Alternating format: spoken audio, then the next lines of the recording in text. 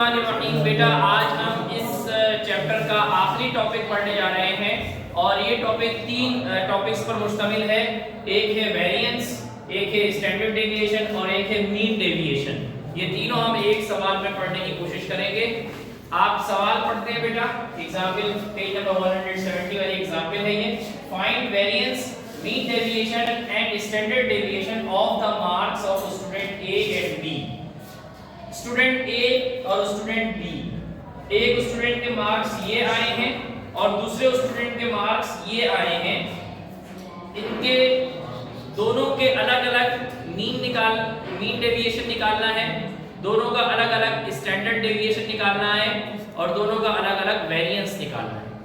ये बेटा group data नहीं है, कॉलम बने हुए नजर आ रहे हैं, इससे आप ये धोखा नहीं खाना कि ये ग्रुप बना हुआ है, बल्कि ये दो अलग-अलग सवाल हैं।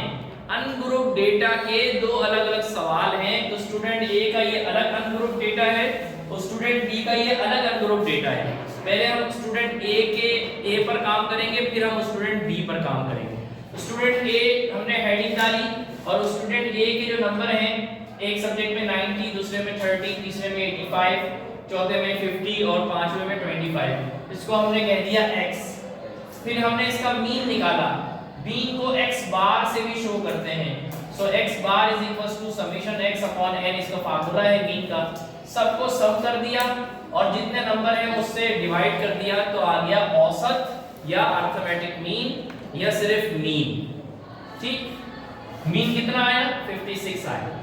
अब वेरिएंस का ये फार्मूला है जो हमने आज जिस टॉपिक के लिए क्लास का आगाज किया है, वो दरअसल ये वाला टॉपिक है वेरिएंस। वेरिएंस के फार्मूले को गौर से देखो मेरा बेटा। वेरिएंस के फार्मूले में है x माइनस हो रहा है मीन ऑफ x से। मीन ऑफ x आपने निकाल लिया है 56।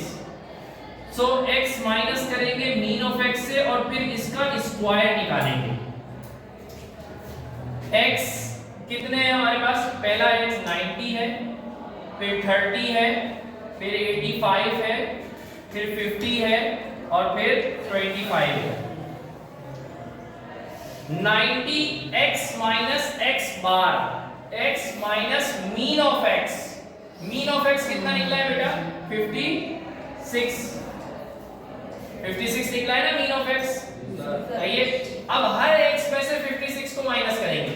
90 में से 56 को माइनस करेंगे तो मेरा बेटा आएगा 34। 30 में से 56 को माइनस करेंगे तो आंसर आएगा -26। 85 में से मीन को माइनस करेंगे तो आएगा मेरा बेटा 29। 50 में से 56 को माइनस करेंगे तो आंसर आएगा -6। 25 में से 56 को माइनस करेंगे तो आंसर आएगा -31। ये किसका निकला है बेटा? x माइनस x बार। लेकिन हमें x माइनस x बार का सम नहीं चाहिए, हमें x माइनस x बार के स्क्वायर का सम चाहिए। तो हम हर एक को x माइनस x बार तो आ गया, अब इसका स्क्वायर कर करके यहां लिखेंगे।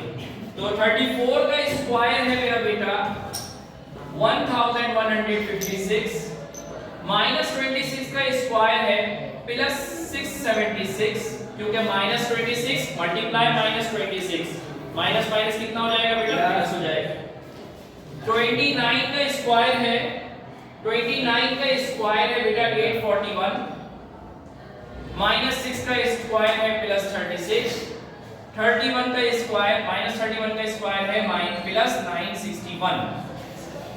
अब बेटा इन सबको प्लस करेंगे तो आ जाएगा समेशन x माइनस x बार का होल स्क्वायर। कितना आएगा ये बेटा? 3670। या आप निकाल सकते हैं, कैलकुलेटर से प्लस करना है, सिंपल। अब बेटा ये जो चीज आई है, ये चीज हमें वेरिएंस के फार्मूले में चाहिए। ये चीज हमें वेरिएंस के फार्मूले में चाहिए। इसका सम हम निकाल चुके हैं। कितना है मेरा बेटा? 3670। और बेटा n कितना है? n होता है नंबर ऑफ ऑब्जर्वेशन 1 2 3 4 5। तो n कितना हो गया? 5। जब 3670 को 5 से डिवाइड करेंगे तो आ जाएगा 734। सही है मेरा बेटा? अब स्टैंडर्ड डेविएशन, वेरिएंस के आंसर का रूट लेने से स्टैंडर्ड डेविएशन आता है। वेरिएंस के आंसर का रूट लेने से स्टैंडर्ड डेविएशन आता है। यानी वेरिएंस के फार्मूले पर अगर रूट लगा दो तो वो स्टैंडर्ड डेविएशन का फार्मूला बन जाता है। समझ में आ रही है बात? वेरिएंस के फार्मूले पर अगर रूट लगा दो तो वो स्टैंडर्ड डेविएशन का फार्मूला बन जाता है, कोई फर्क नहीं होता। यानी वेरिएंस के आंसर पर अगर रूट लगा दो तो स्टैंडर्ड डेविएशन निकल सकता है। तो वेरिएंस का आंसर कितना आया बेटा? 734। इस पर रूट लगा देंगे और 734 लिख के रूट का बटन दबाएंगे स्मॉल कैलकुलेटर में, ठीक है? तो क्या आंसर आएगा इसका? इसका आंसर आएगा मेरा बेटा 27.09, 27.09, ठीक है, 24। ये स्टैंडर्ड डेविएशन का आंसर आ गया। मुश्किल तो नहीं है बेटा। वेरिएंस और स्टैंडर्ड डेविएशन एक ही चीज है। वेरिएंस के फार्मूले पे अगर रूट लगा देंगे तो वो स्टैंडर्ड डेविएशन का फार्मूला बन जाएगा। अगर आपसे वेरिएंस और स्टैंडर्ड डेविएशन दोनों निकालने को कहा जाता है तो आप इसी तरीके से करेंगे। अगर आप सिर्फ स्टैंडर्ड डेविएशन निकालना चाहते हैं तो आप वेरिएंस का फार्मूला जहन में लाके उसके ऊपर रूट लगा दें, सही है? तो वो भी हो सकता है, दोनों तरीके से कर सकते हैं। तीसरी चीज हमें जो इस पे पढ़नी है वो है मीन डेविएशन। मीन डेविएशन के फार्मूले पर गौर करें मेरा बेटा। x माइनस एक्स बार है लेकिन साथ में मॉडुलस दिया हुआ है। साथ में क्या दिया हुआ है बेटा? मॉडुलस दिया हुआ है। और इससे इसका क्या वो होता है?